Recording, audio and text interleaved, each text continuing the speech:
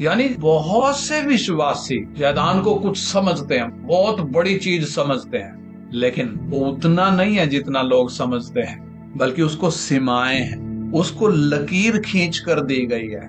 वो लकीर पार कर नहीं सकता, वो परमेश्वर का मुकाबला कर नहीं सकता।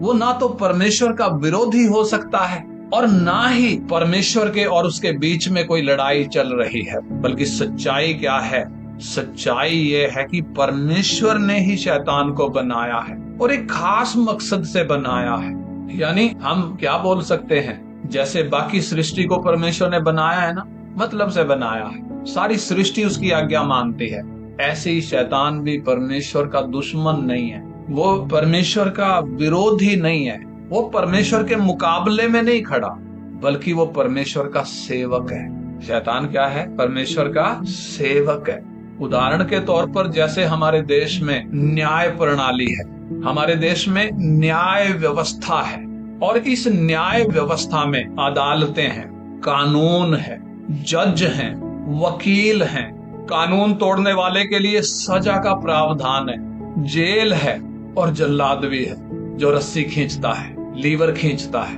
यानी फांसी तोड़ने वाला। कौन? जल्लाद। हमारे देश की न्याय व्यवस्था में जल्लाद का भी एक रोल है। यानी जैसे हमारे देश की न्याय व्यवस्था में जल्लाद का एक रोल है, वैसे ही परमेश्वर की न्याय व्यवस्था में भी शैतान एक अधिकारी है। परमेश्वर के दफ्तर में जो न्याय व्यवस्था का दफ्तर है, उस दफ्तर में शैतान भी क्या है? एक नौकर है, उसको भी काम दिया गया। वो परमेश्वर का विरोधी नहीं है, बल्कि वो परमेश्वर का सेवक है।